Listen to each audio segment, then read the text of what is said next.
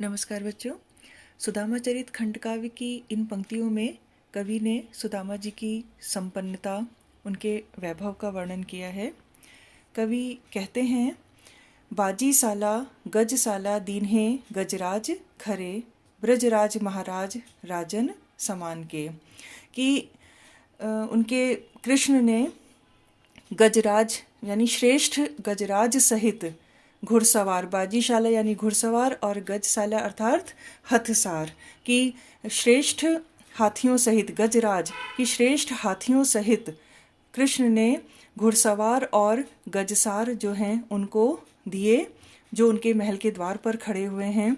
ब्रजराज महाराज राजन समान के, कि राजाओं में भी जो महाराज के समान हैं, ऐसे ब्रजराज श्री कृष्ण ने उनको इतना वैभव, इतना ऐश्वर्य प्रदान किया। बानक विविध बने मंदिर कनक सोहे, मणि जरे मन मोहे सब देवतान के।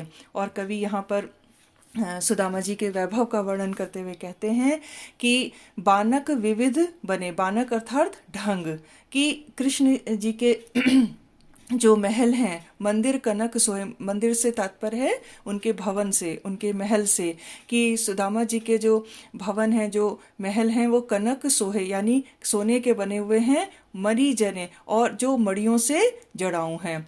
बानक विविध बने, कि विविध अनेक प्रकार से के ढंग से बने हुए सुंदर सोने के भवन जो मड़ियों से जड़ाऊ थे, मन मोहे सब देवतान के, जो देवताओं के भी मन को मोह लेते हैं, आकर्षित कर लेते हैं।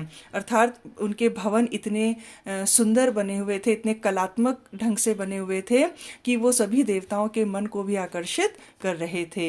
हीरा लाल ललित झरोकन में झलकत, और उनके उस महल के झरोखों में ललित अर्थात सुंदर हीरे और लाल जो हैं वो झलक रहे थे, झिलमिल कर रहे थे।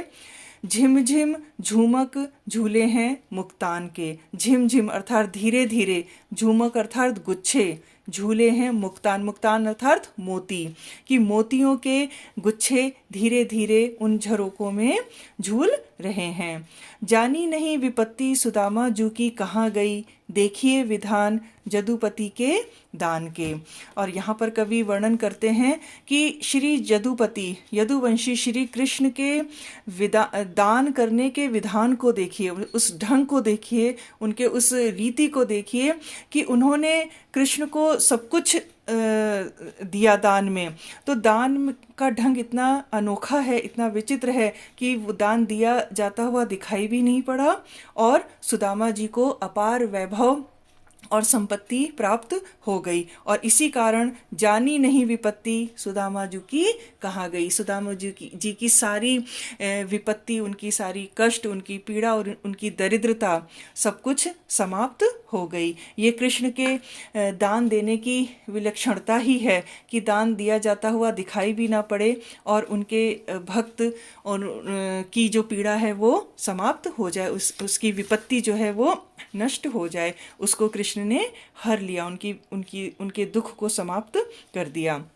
इसी प्रकार हम आगे देखते हैं कि सुदामा जी अपनी पत्नी से कहते हैं कि कहूँ सपने हूँ सुबरन के महल होते, कि कहीं सपने में भी हम लोगों ने ये सोचा था कि हमारे पास सुवर्ण यानी स्वर्ण के महल होंगे।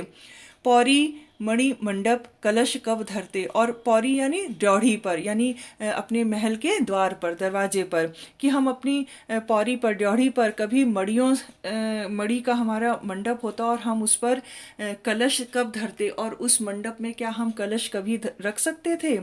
रतन जटित बर सिंहासन बैठिबे को, और क्या कभी ऐसा होता कि हमारे पास बैठने के लिए रत्नों से जड़ाऊ बर अर्थात श्रेष्ठ सिंहासन होता।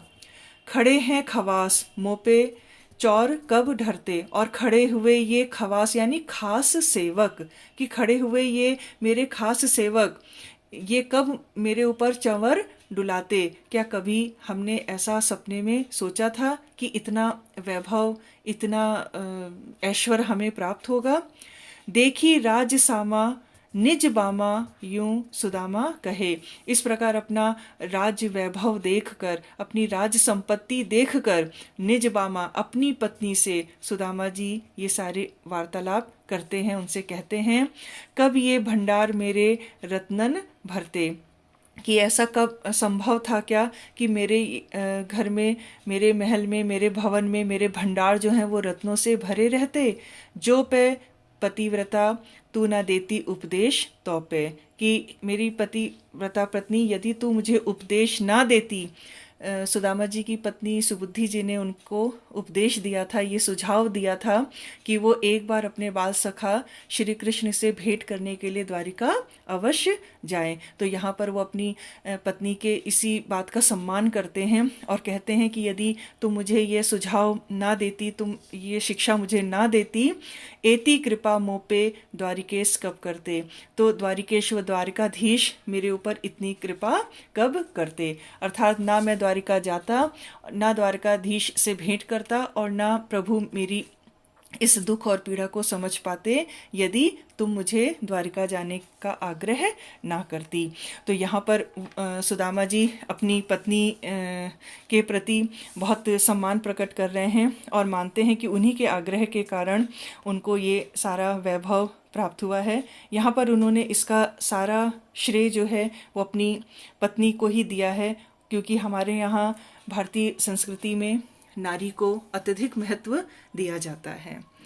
इसके आगे बच्चों हम लोग इसका अंतिम पद पढ़ेंगे। धन्यवाद।